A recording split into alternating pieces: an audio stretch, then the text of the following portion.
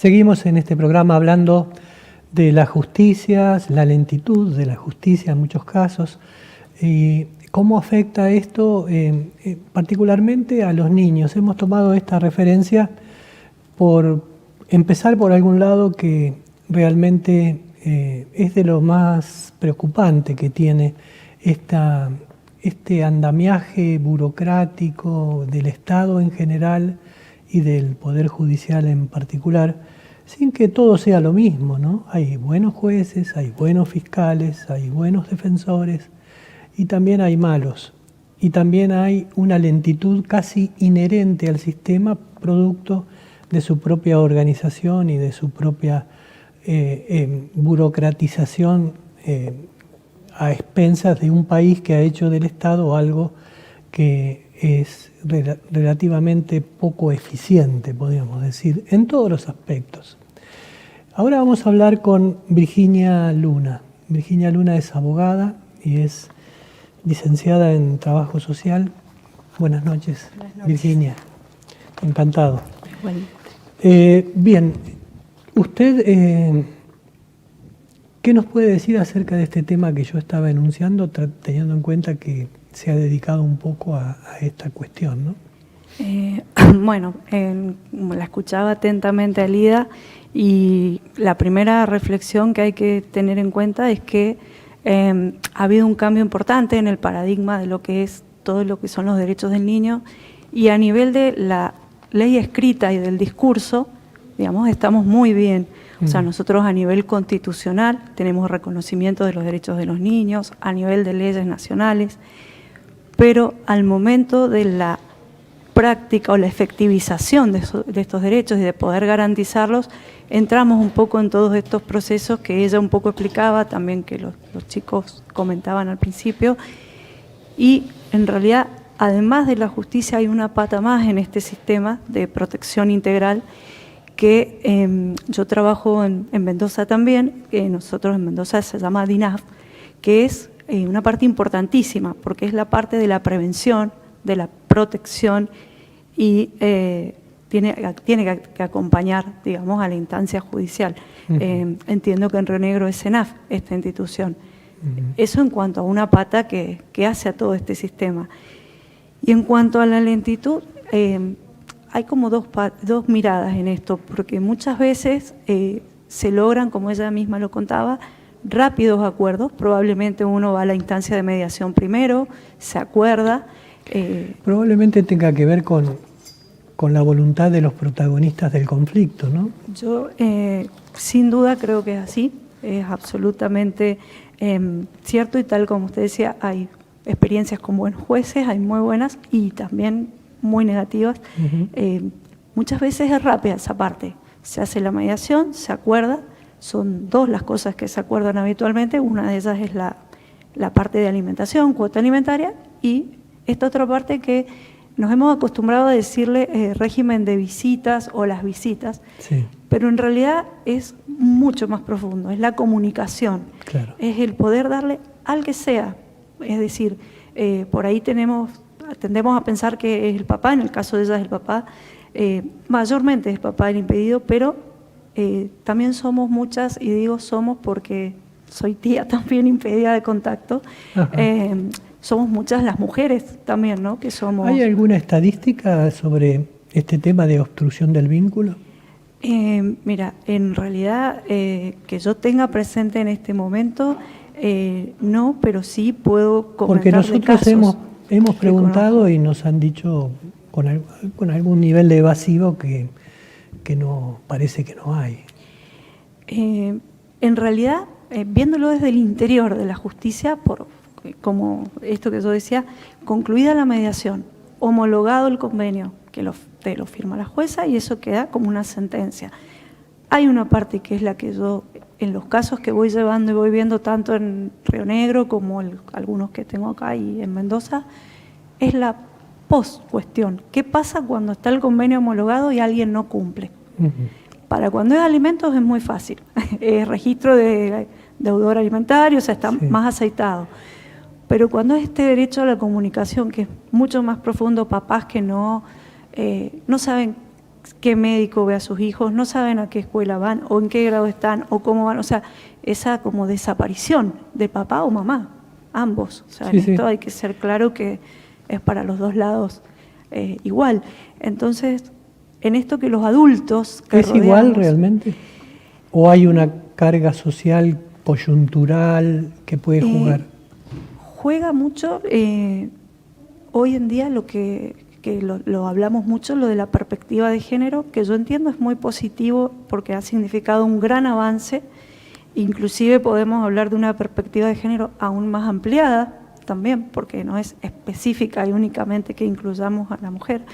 Pero si lo vemos desde como una cuestión muy macro, en principio hablemos de la igualdad de todos nosotros y especialmente los chicos en esto de la ley. Entonces venimos transitando desde 2008 un cambio fundamental, que es que el chico deja de ser un objeto en lo escrito, en la 26061, digamos, Sí. y es un sujeto de derechos que se puede expresar, que tiene derecho a ser oído, que muchas veces hasta uno como profesional, de repente habla con el padre o madre y pacta, bueno, vamos a proponer esto y lo otro, y no lo invitamos a él, pues, recientemente invité a un nene porque de 11 años, O digamos, sea, a la justicia, la ley y la justicia que la aplica tiene en estos momentos, suponiendo un matrimonio y un hijo, y entran en conflicto. Bien. Los tres tienen palabra para intervenir en la resolución de ese conflicto.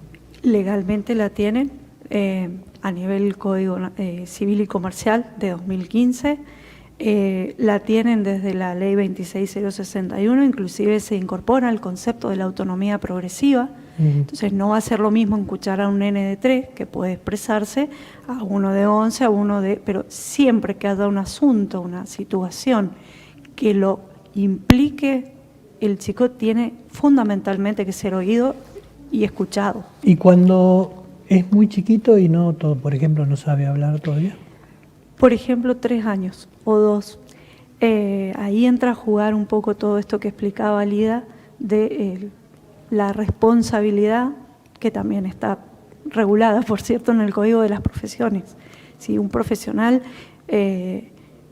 cuando interviene en estos casos, y especialmente los profesionales en psicología, que son a los que, por ahí la voz que más se escucha en estos casos, son un poco los que dan cuenta, y a veces mayormente resulta complicado dependiendo de quién buscó al profesional, va a ser un poco el resultado del informe, cosa que es absolutamente diferente cuando quien interviene es un profesional del Poder Judicial. En los informes que yo he visto veo mucha más objetividad, mucho fundamento. Por ejemplo, y una cosa que por ahí se pierde de vista haciendo foco en los chicos, en esto del daño que se les causa. Un niño, cuando hay una denuncia de abuso, como ella lo planteó, como es un poco mi caso familiar, realmente una denuncia de abuso implica que el niño transite por todas las pericias que corresponden.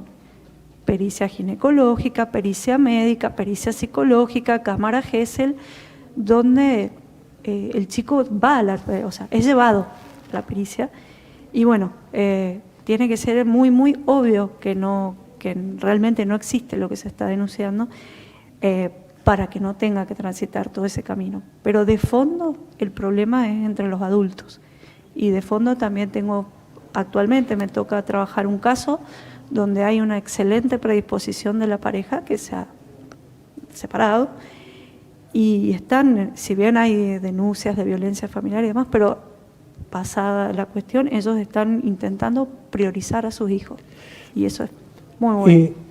En los conflictos en los que usted ha actuado profesionalmente, ¿qué predomina, digamos, dentro de la raíz del conflicto?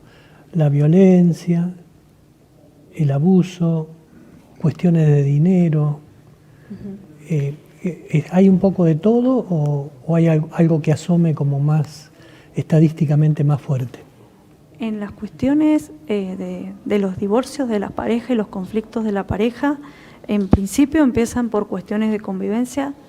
Casi siempre hay algún tipo de manifestación referida a la violencia, Y la mayoría de los divorcios se pone muy compleja en la parte de los bienes, las divisiones de bienes, los reclamos alimentarios. Inclusive hay mensajes que he podido ver donde si no pagás no hay derechos, ese tipo de situaciones. O sea que la cuestión económica en una pareja no resuelta, en la separación, ¿puede incidir en que se trabe el vínculo con un hijo? Sí, sí, por los casos que yo he visto, sí.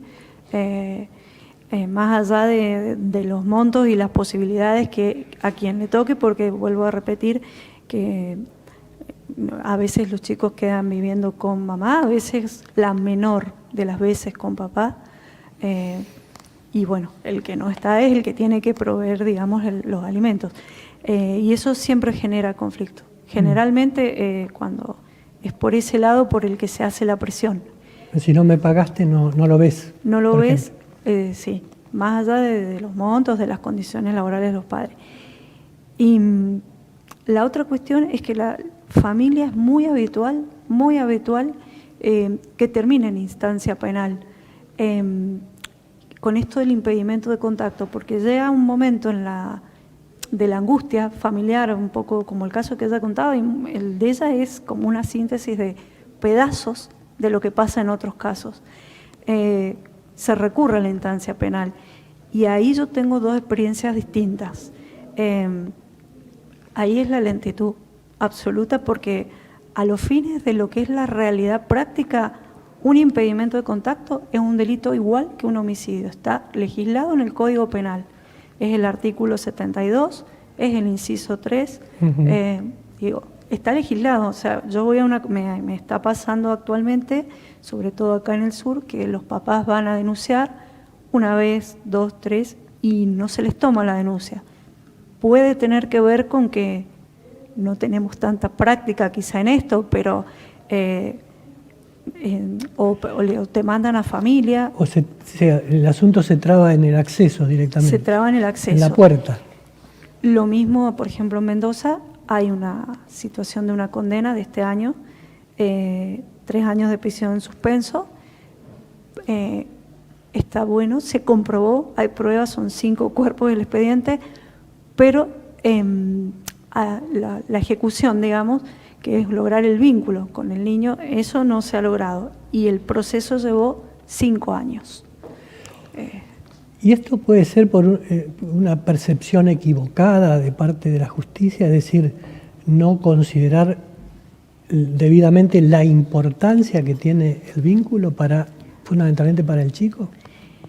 Yo entiendo que en este momento, entiendo que hoy por hoy la justicia quizás se me ocurre, está teniendo un poco de presión por muchos movimientos que están habiendo, que bueno, que con eso tiene que ver el derecho, con poder visibilizar cuando hay desigualdades, cuando hay asimetrías, poder ir generando, que en eso, bueno, la justicia tiene el rol, ¿no?, de poder equilibrar.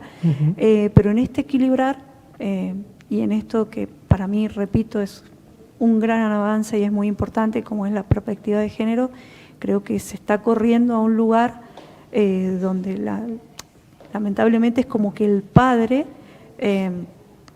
por más que esté como le ha pasado a ella, o como otro caso que tengo muy similar, 3 archivos, y la justicia penal permite que se siga con la causa de este abuso del que no hay ninguna prueba, pero se avanza porque están estas presiones, se permite a los grupos participar de las audiencias. Presiones de estos grupos, dice usted, grupos feministas, por ejemplo. Por ejemplo, y ahí creo que hay algo que hay que revalorizar en esto. Me parece que hay una gran pérdida en la estructura. A nivel, por ahí hay un principio que tiene que ver con la economía procesal, y es esto, movilizamos toda la estructura penal, porque habiendo una denuncia penal, por ejemplo, de abuso o de lesiones hacia un niño, hay que investigar. No se puede no investigar y mover toda la estructura con lo que esto implica. Mientras tanto, realmente siguen existiendo femicidios. Mientras tanto, mientras estamos 5 años detrás de una, al menos de la que a mí me constan falsas denuncias, hay mujeres que siguen siendo violentadas, hay mujeres que siguen perdiendo la vida en todo esto, entonces como que está la justicia. Y cuando queda en evidencia que una denuncia ha sido por motivos falsos, ¿hay alguna pena por eso, alguna penalización de esa conducta? Debería haber, en principio, las cuestiones que tienen que ver por ahí con lo civil, los daños, los perjuicios, y entiendo que penalmente es viable una denuncia que tenga que ver con calumnias, con injurias, porque se acusó de un delito que no se ha cometido, la falsa denuncia. Sería como una especie de falso testimonio. Un falso testimonio, una falsa denuncia. ¿Es así? Existe, sí, es así. Es complejo por esta... Es una percepción que yo tengo de los casos. O sea, porque también yo trabajo con mamás, entonces por ahí la mamá pone una denuncia, inmediatamente tenemos medidas de restricción, tenemos todo en funcionamiento, restricción hacia la mamá, no hacia los chicos, pero el vínculo se corta igual, porque ¿con quién viven los chicos? Claro. Obviamente viven con su mamá, entonces se complejiza mucho todo esto y esto impacta, y eso lo veo ya en otro aspecto que es como trabajadora social. Claro. Impacta absolutamente en el crecimiento y en la salud psicoemocional del chico, en su desarrollo. Eso tampoco está debidamente ameritado, parece ser, por los procedimientos judiciales, digamos, porque debería ser un factor que urgiera la celeridad del proceso, ¿no? Claro, es que debiera, en el momento en que se inicia un proceso de este tipo, lo primordial al menos sería fijar un régimen provisorio de comunicación mínimamente mientras tramitan estas otras cuestiones que hacen a la pareja.